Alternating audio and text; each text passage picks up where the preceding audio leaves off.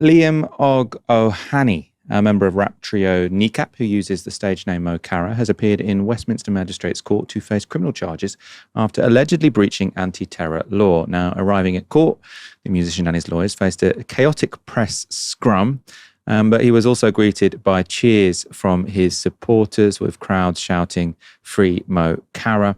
And this was the moment he made it into the courthouse with his bandmates.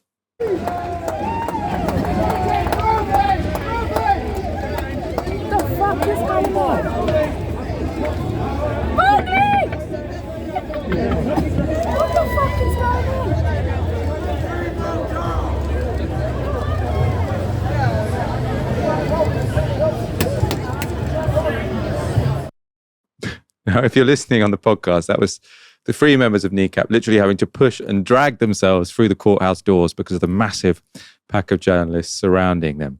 Novara Media's Rivka Brown was down at the courthouse this morning, not in that particular scrum, but amongst O'Hany's supporters instead. Here's what some of them had to say. Do you think it's significant that the person that the government has chosen to single out with this kind of court case is Irish?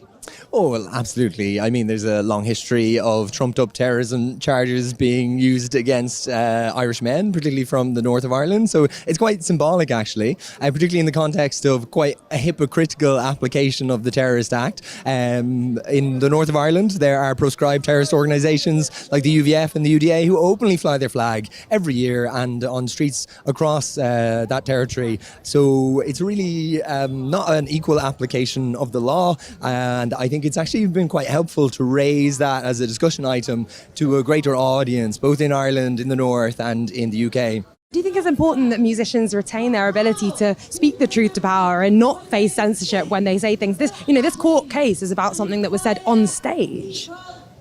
It was said on stage, and it was, somebody threw a Hezbollah flag on the stage and he lifted it up. I think it's a total distraction, and I think it's really important if you feel it, and I certainly do feel it, being Irish. I was born here, but both my parents are Irish. I've always considered myself Irish, and I'm a Republican. I believe in a 32-county socialist republic, always have done. And, it depends if you feel it, and I feel strongly that I need to speak up at every turn. I don't know how people can live with themselves if they don't speak up, but all I know is that I have to speak up. I think Kneecap has made huge cultural waves. I think that Kneecap speak to so many people, so many young people, and the government finds that a threat. The government finds that a threat because they are reaching the hearts and minds in ways that, other forms, other mediums don't necessarily do. And so, of course, they're going to come for those people that are able to challenge the status quo. That's what it comes down to, the fact that they find them a threat.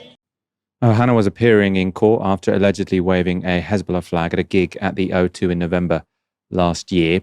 And because Hezbollah is a prescribed organisation, publicly expressing support for the organisation is a crime in the UK. But O'Hana's case has now been adjourned because his defence argued that charges had been brought too late.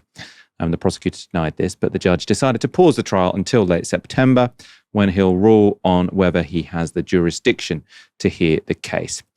Posting after that ruling, Kneecap shared this. Us as a distraction from the real story.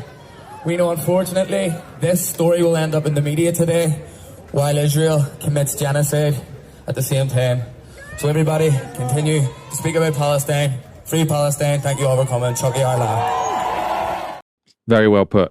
And I mean, those crowds, if it was difficult for the government to enforce their prescription of Hezbollah, what's going to happen when it's the Palestine Action protesters? Well, not the Palestine Action protesters, the people who have been arrested for alleged support of Palestine Action. When they are in court, those crowds, one would imagine, will be even bigger. And it won't just be one person, it will be hundreds of people. I think the anti-terror prescription laws were already looking pretty shaky before they made the crazy decision of outlawing Palestine Action.